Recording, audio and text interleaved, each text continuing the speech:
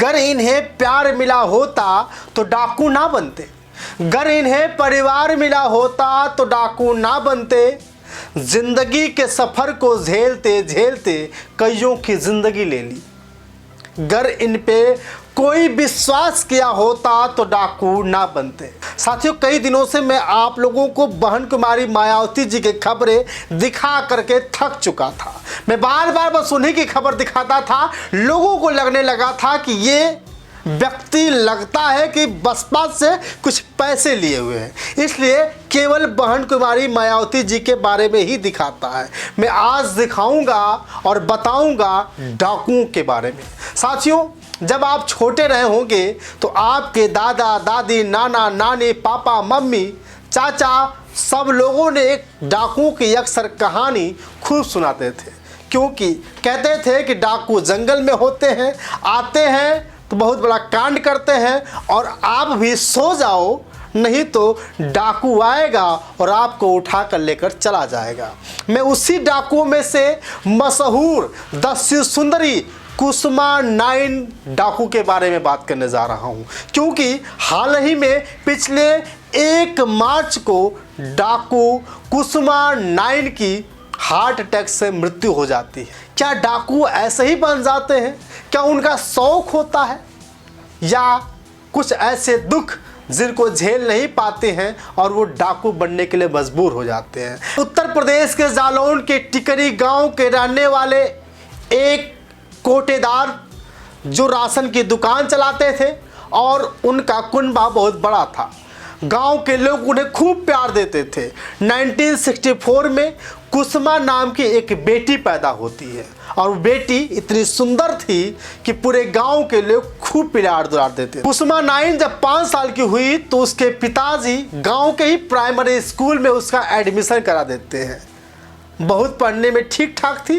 कुसुमा school जाने लगी। जाते जाते जब 8वीं कक्षा में पहुंचती है तो 8वीं कक्षा में माधव मल्लाह नाम के एक लड़के से प्यार कर बैठती है। कक्षा 8 में ही कुसुम और माधव के प्यार के कारनामे पूरे गांव में गूंजने लगे।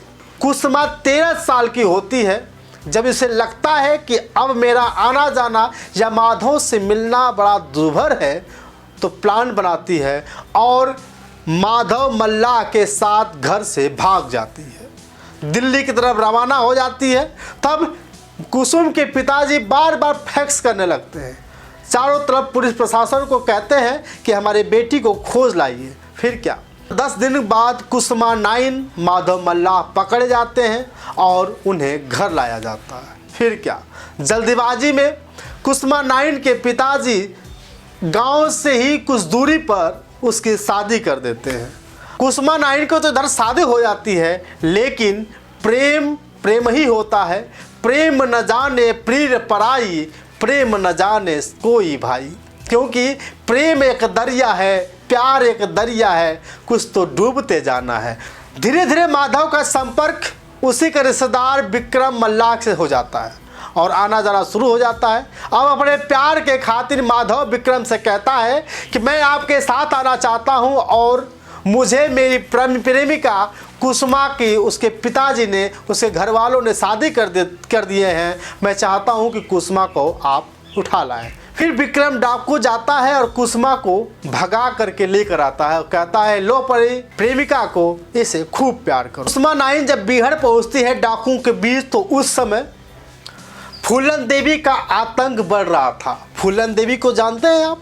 फूलन देवी वही जिसने 22 ठाकुरों को एक साथ खड़े करके जान से मार दिया था, गोली मार दिया था। तो साथियों, उस समय फूलन देवी तैयार हो चुकी थी और फूलन देवी को यह पसंद नहीं लगा कि उसका प्रेमी, यानी जिससे वो प्यार करती थी विक्रम मल्लाह, उसका प्रेमी इस लड़की को भगा कर लेकर आया। फिर विक्रम मल्लाह, माधव और फूलन देवी इस कुसुमा 9 पर अत्याचार करने लगते हैं। खाना बनवाते हैं, पानी ढुआते हैं, बहुत कुछ करते हैं और यह सब कुसुमा 9 को पसंद नहीं आता है।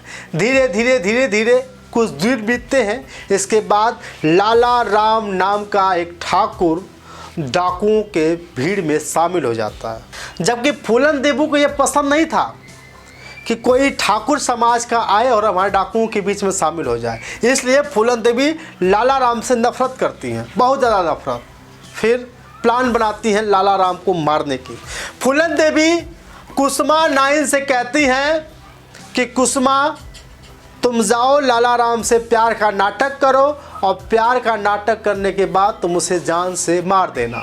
लेकिन कुसुमा नाइन का दुश्मन असली अगर कोई था फूलन देवी।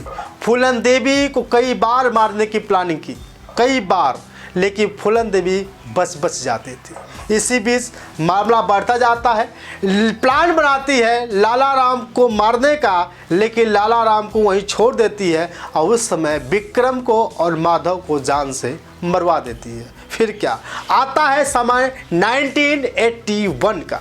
1981 यानी 1981 में फूलन देवी अब समझ चुकी थी कि मैं जिस गांव से बदनाम होकर आई हूँ, जिस ठाकुर ने मेरी बेइज्जती की है, उस ठाकुरों का अंत करने का समय आ जाता है।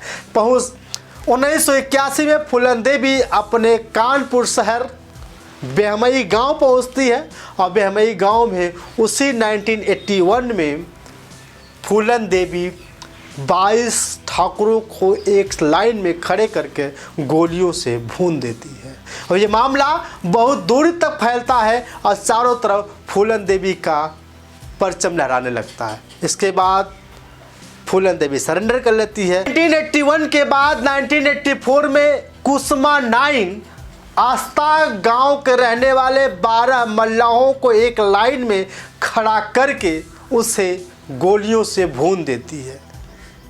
सोचिए, प्यार एक दरिया है, डूब कर जाना है, हमने सुना था, लेकिन इस कहानी में कुछ और ही ट्विस्ट दिखाई देता है। बीहड़ की ज़िंदगी में कुछ और निकल जाता है।